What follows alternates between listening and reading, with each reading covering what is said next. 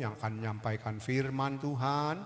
Berkati setiap kami yang belajar firman-Mu, juga berkati firman Tuhan yang akan Hamba sampaikan supaya kami boleh benar-benar mengerti firman Tuhan yang disampaikan dan itu menjadi bekal untuk kami menuju ke sorga. Terima kasih, kami siap dan kami akan duduk dengan tenang untuk belajar firman Tuhan. Dalam nama Tuhan Yesus, haleluya, amin.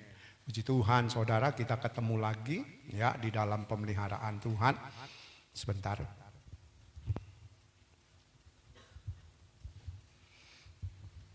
Kita bersyukur sebelum kita belajar lagi firman Tuhan sore ini, kita akan ucapkan dulu tema kita sepanjang tahun ya, Matius 7 ayat yang ke-21.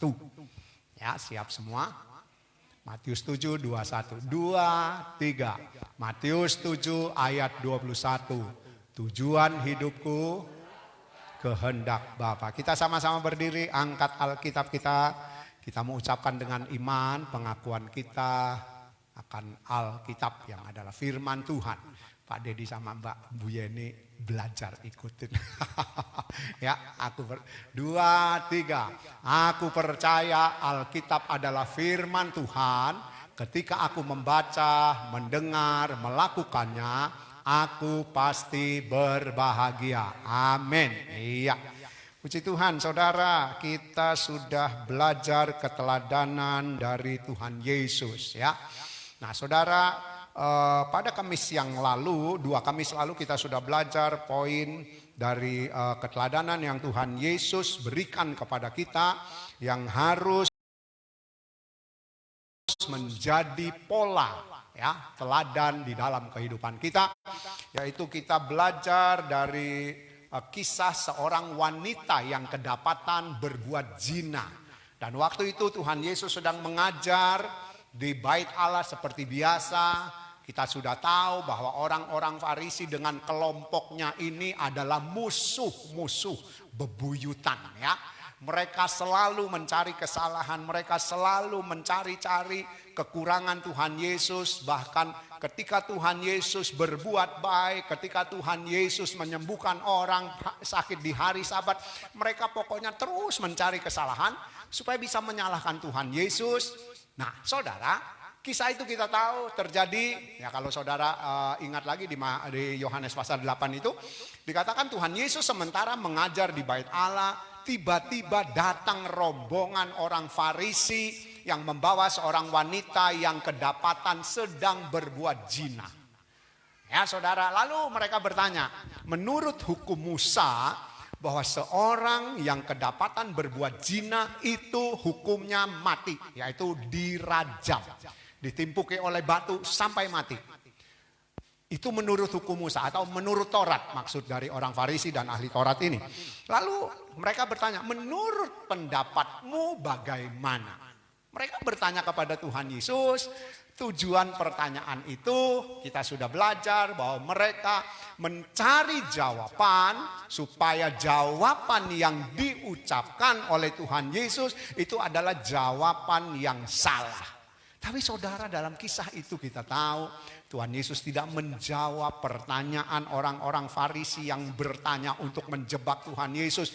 Mereka terus bertanya, menurut kamu bagaimana? Kalau menurut Taurat, menurut hukum Musa harus mati dirajam orang yang kedapatan berzina. Tuhan Yesus, saudara, kita semua tahu, lalu dia jongkok, dia mulai menulis di tanah. Kita tidak tahu apa tulisan yang ditulis. Sebab Alkitab tidak memberitahu kepada kita apa yang ditulis oleh Tuhan Yesus. Nah, saudara, waktu Tuhan Yesus tidak menjawab pertanyaan mereka terus menulis.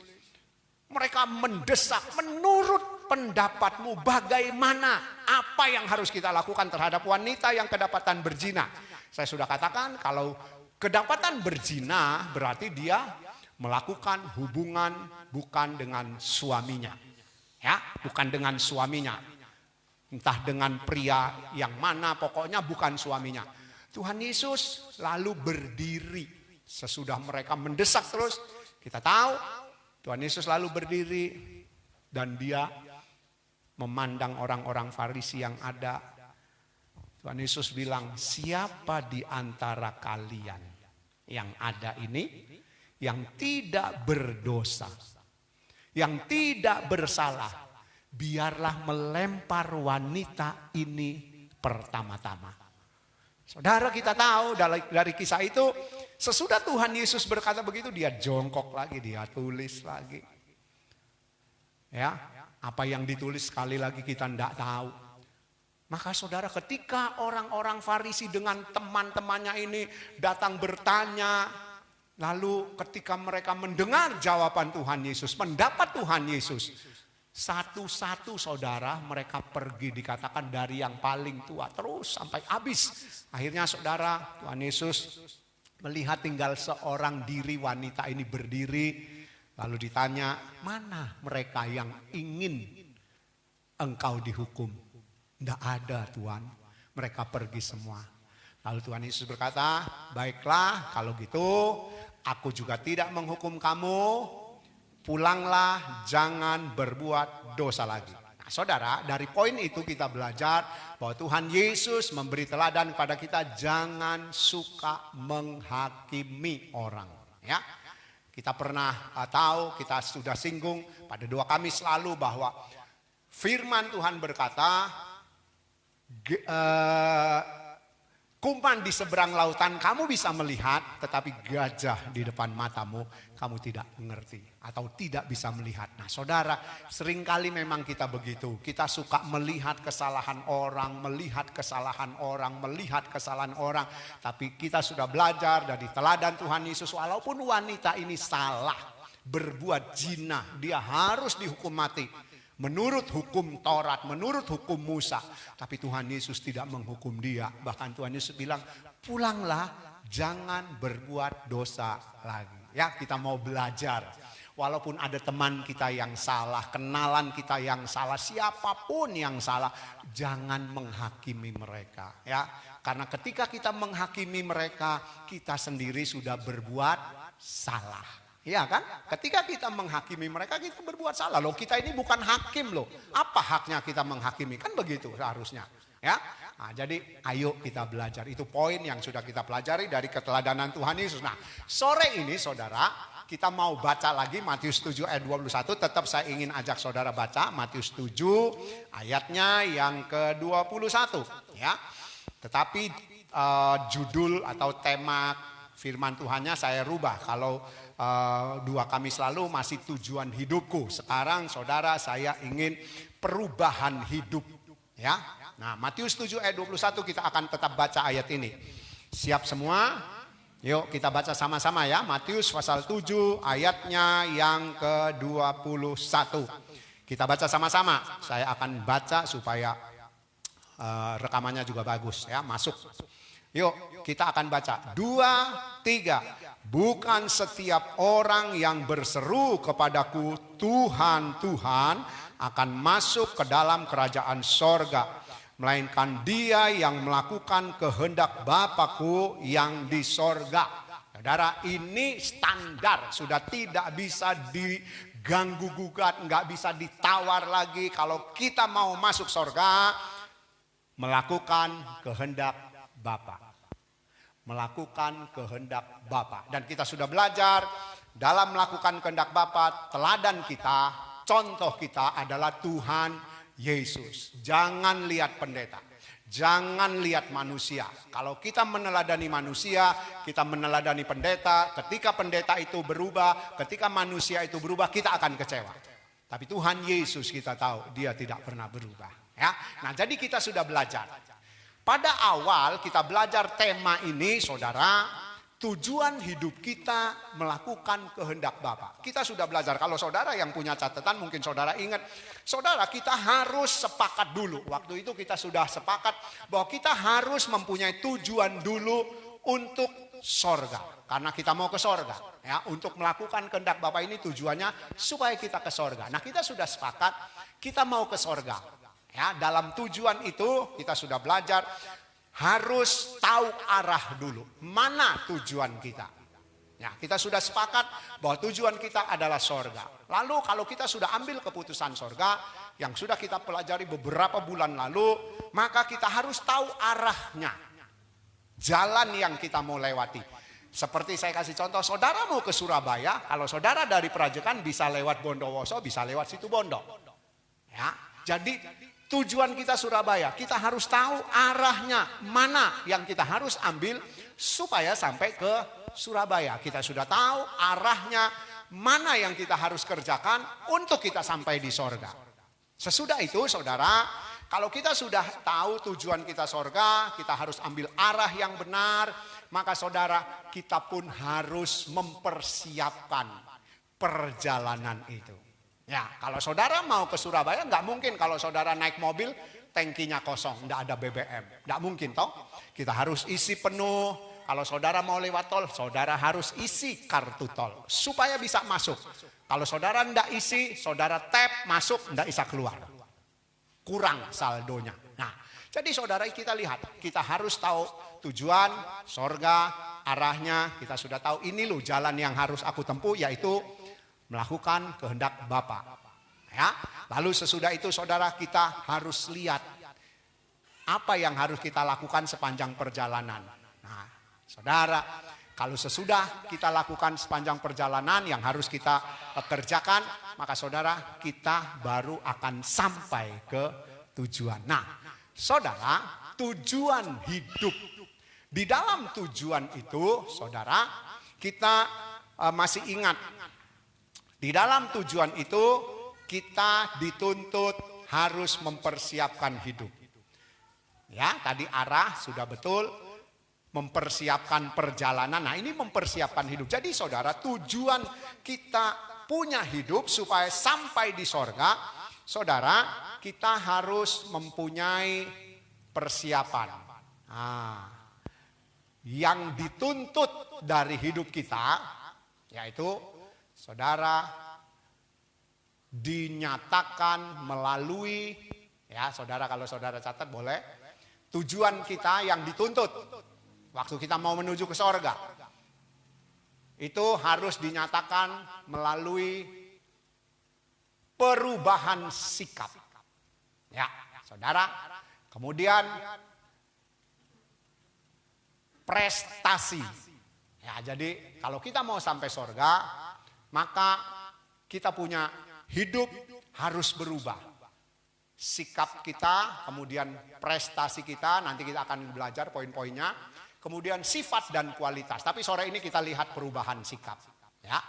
Jadi saudara, kita sudah ada di jalur yang benar.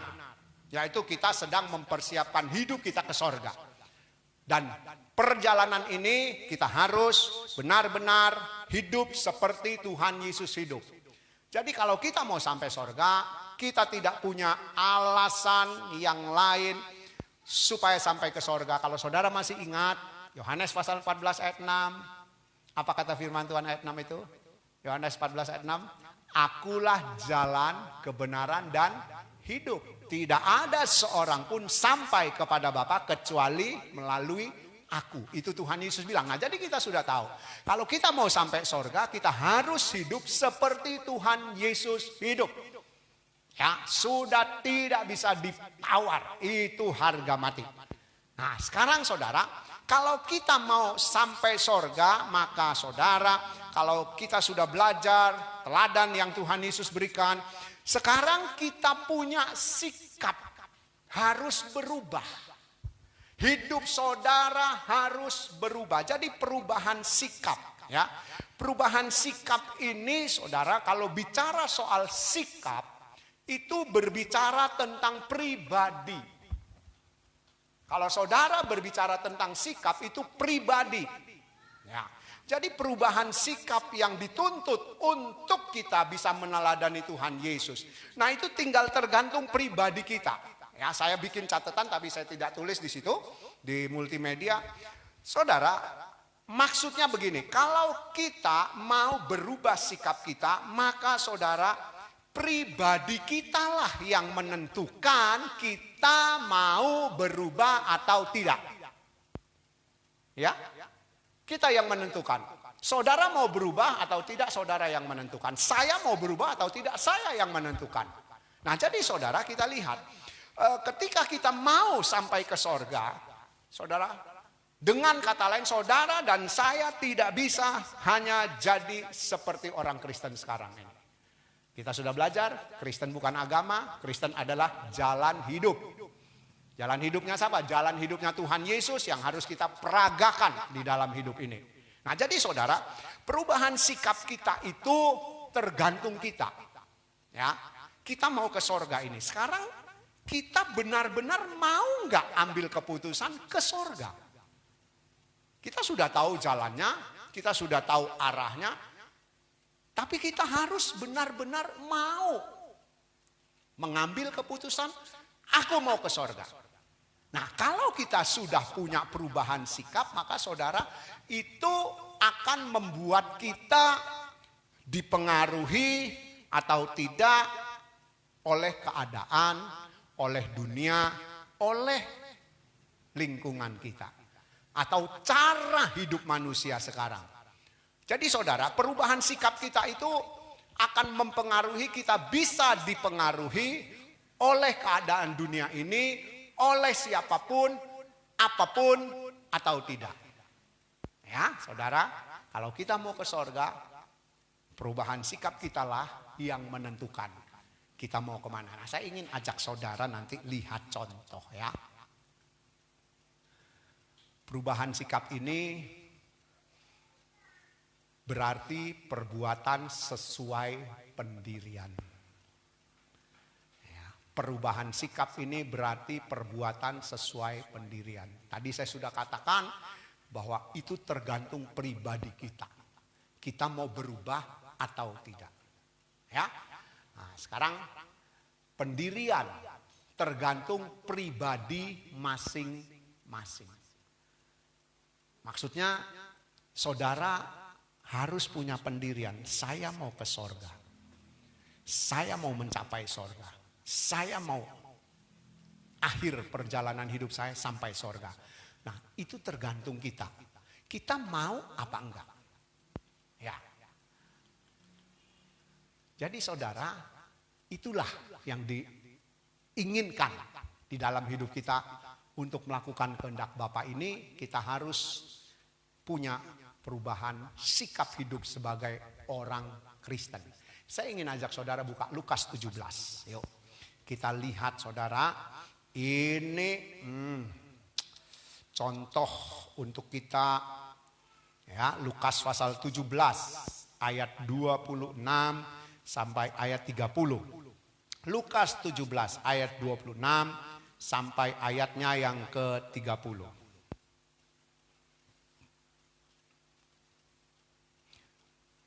Lukas 17 ayat 26 sampai ayat yang ke-30.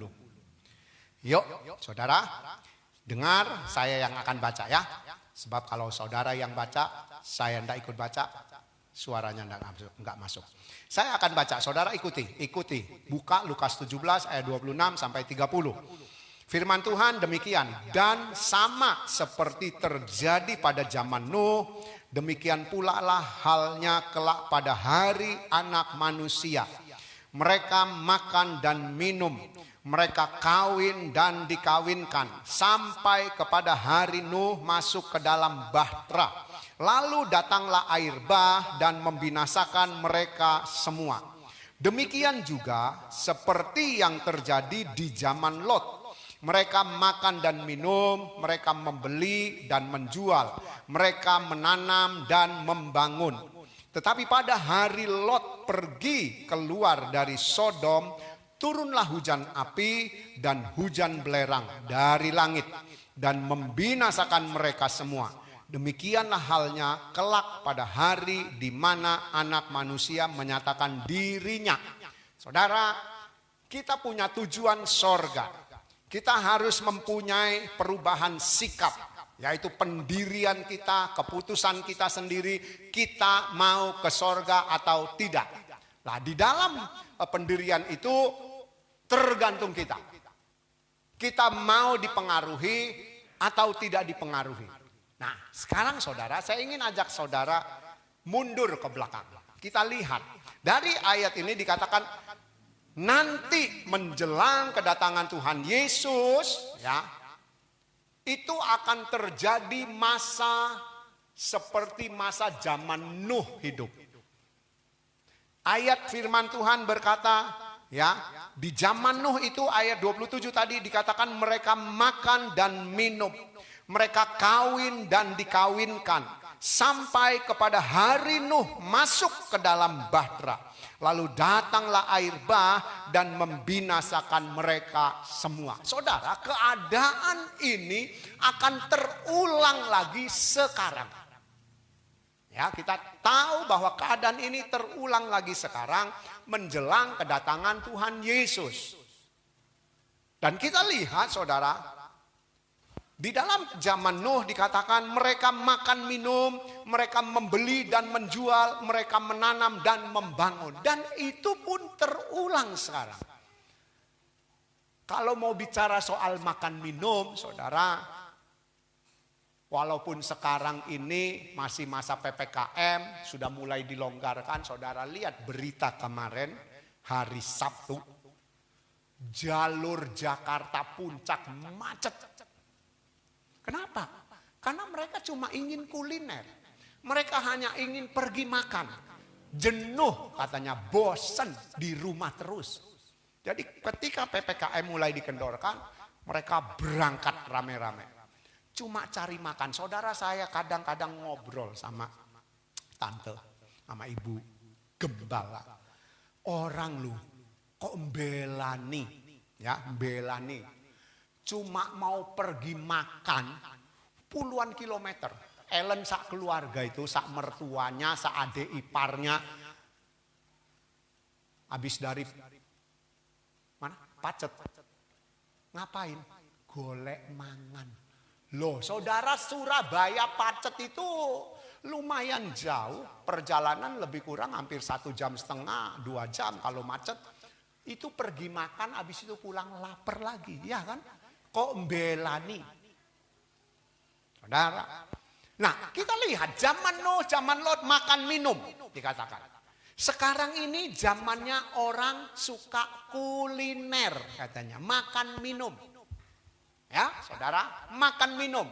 Lalu di zaman Nuh dikatakan mereka kawin dan dikawinkan. Ya, pernikahan, cerai, ya. Perceraian, pernikahan, perceraian. Sampai datang air bah. Zaman Lot agak sedikit berbeda. Zaman Nuh makan, minum, kawin, dikawinkan. Kawin cerai. Ya. Di zaman Lot makan, minum, dan mereka membeli, menjual, serta menanam dan membangun. Saudara, ini keadaan sekarang ini sedang terjadi. Sedang terjadi.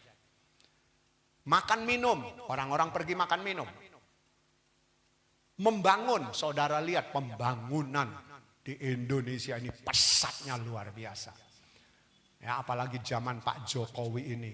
Itu tol dari ujung barat pinggir laut Merak itu saudara. Akan sampai ujung timur pinggir laut Ketapang. Ya, proses pembangunan akan dimulai awal Februari Probolinggo, Banyuwangi. Saudara, kita lihat pembangunan begitu luar biasa. Ya, kemudian dikatakan mereka akan menjual, membeli atau terjadi jalur ekonomi yang begitu luar biasa. Sekarang saudara mau beli apa-apa cukup di rumah, betul? Pokoknya duwe pulsa untuk beli, terus punya saldo untuk bayar. Mau beli apa aja. Mau beli mobil pun dari rumah bisa. Benar saudara, sekarang saudara tidak perlu pergi. Kalau males, ya beli dari rumah. Semua bisa dari rumah. Kita lihat, jual beli itu begitu luar biasa, berkembang pesat. Kemudian saudara dikatakan selain pembangunan, jual beli, menanam. Ya saudara. Pertumbuhan ekonomi dalam bidang tanaman itu juga berkembang pesat. Memang untuk daerah Jawa ini menyusut pesat. Tapi pulau-pulau di luar Jawa sama Pak Jokowi itu sedang dibikin lumbung padi di Sulawesi, lumbung padi di Kalimantan, lumbung padi di mana, lumbung padi di mana. Menggantikan Jawa yang sudah begitu padat dengan penghunian, ya, atau dibangunnya perumahan, toko, ini itu. Saudara, kita lihat pembangunan pun begitu luar biasa. Nah, saudara, kita lihat ini keadaan yang akan terjadi pada hari ini. Ayo kita buka lagi. Filipi pasal 3. Yaitu saya kasih contoh pada zaman dulu. Ya, pada zaman dulu itu terjadi seperti itu. Sekarang Filipi pasal 3. Filipi pasal 3, ya saudara. Kita akan bandingkan apa yang dikatakan atau yang ditulis oleh firman Tuhan. Keadaan sekarang. Tadi saya sudah singgung apa yang terjadi pada zaman Lot, pada zaman Nuh itu akan terulang. Ya, dan nyatanya memang sekarang terulang. Orang kawin, dikawinkan, kawin, cerai, ya, kemudian makan, minum, pesta pora, membangun, menjual, membeli, ya, menanam. Saudara, maaf bicara, sono yang ada di ujung utara Pulau Sumatera itu jadi lumbung juga.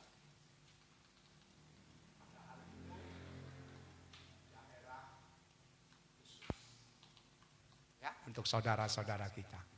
Jadi saudara menanam ganja. Sekarang kita lihat Filipi 3. Ayat 17, 18, 19. Yuk. Ya.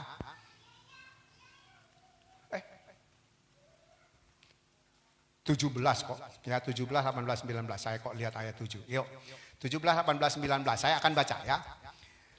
Demikian firman Tuhan. Saudara-saudara, ikutilah teladanku dan perhatikanlah mereka yang hidup sama seperti kami yang menjadi teladanmu.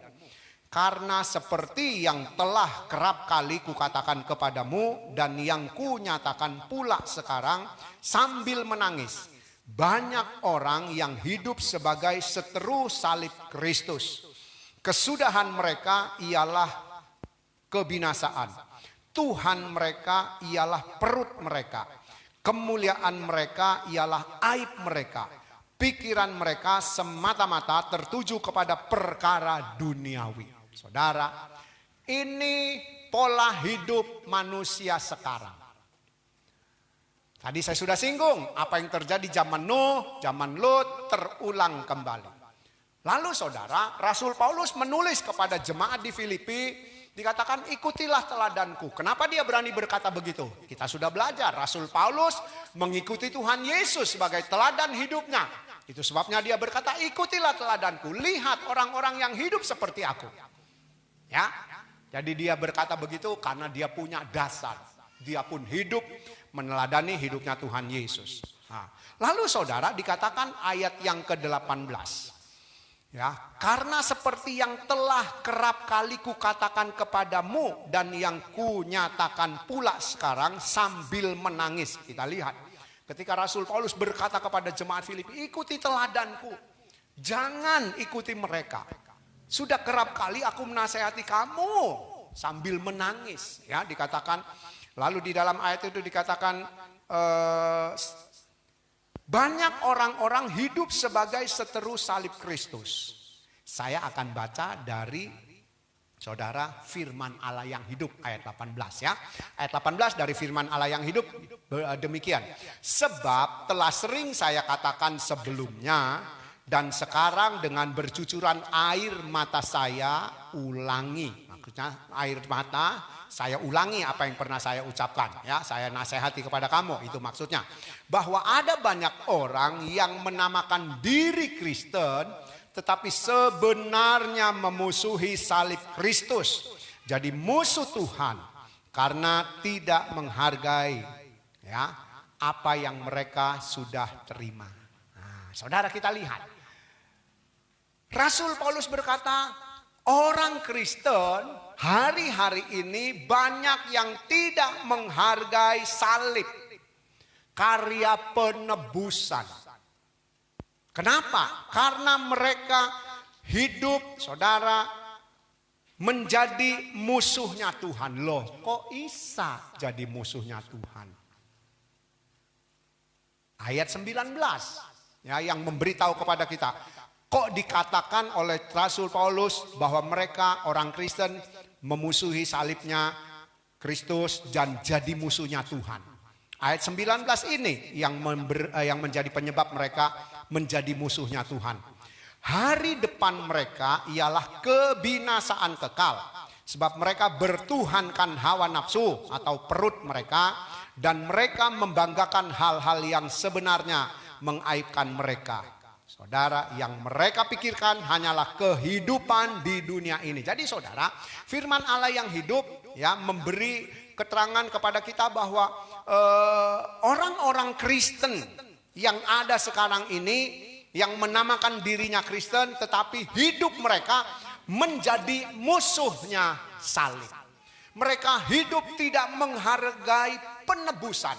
Mereka hidup tidak menghargai korban Tuhan Yesus yang mati untuk menebus hidup semua manusia di dunia.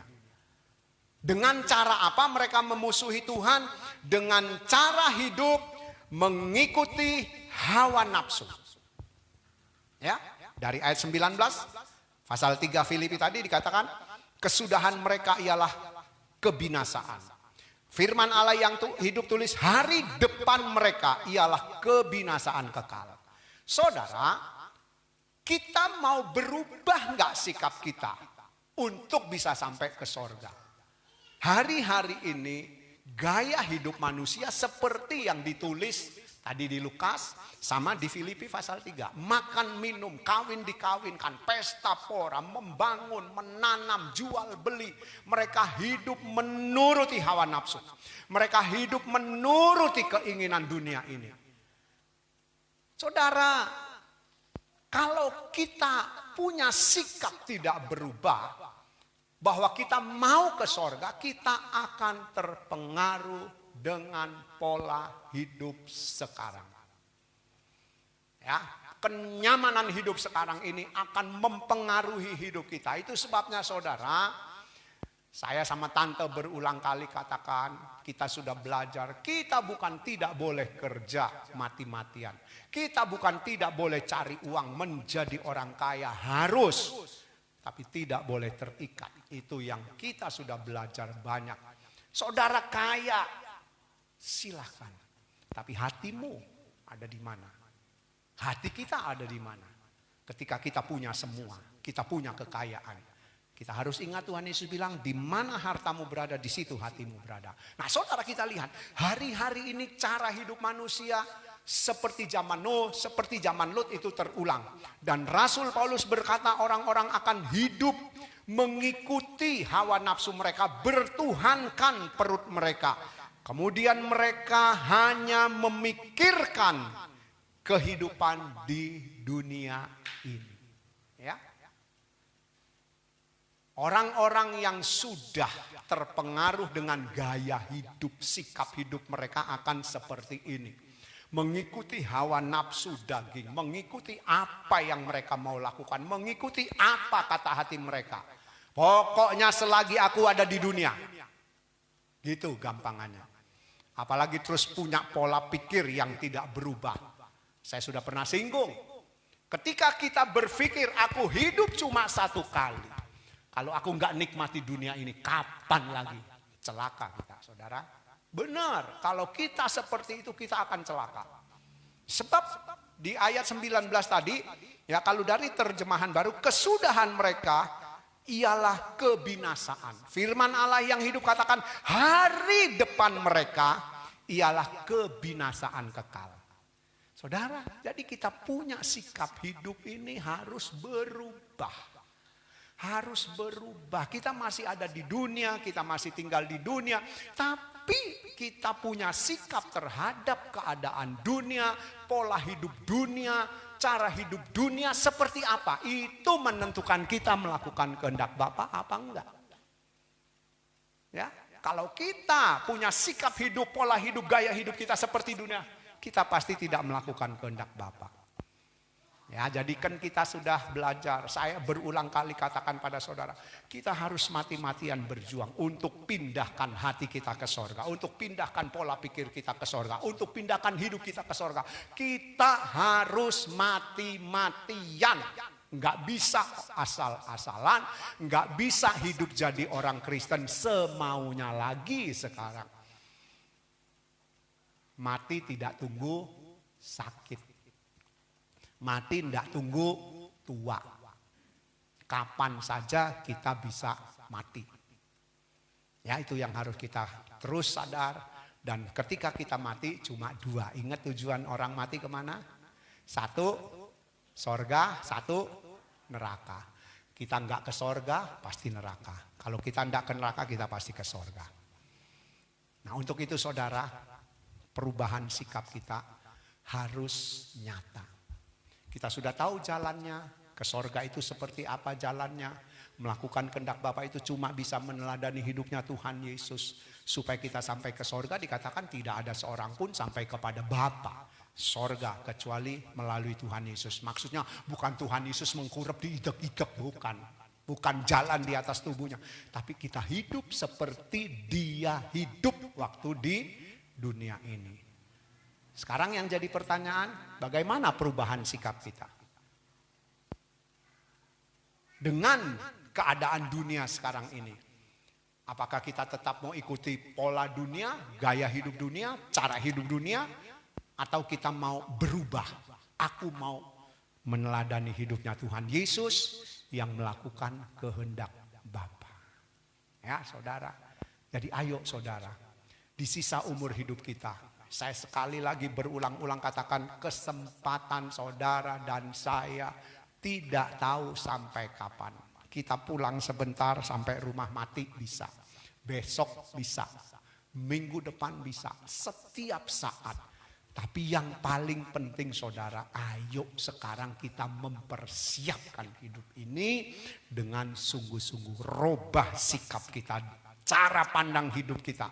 Ya, jangan lagi ikuti cara pandang dunia, pola hidup dunia, gaya hidup dunia. Ayo kita mau robah. Aku mau hidup seperti Tuhan Yesus hidup. Melakukan kehendak Bapa. Untuk bisa melakukan kehendak Bapa, sekali lagi Tuhan Yesus teladan hidup kita. Amin.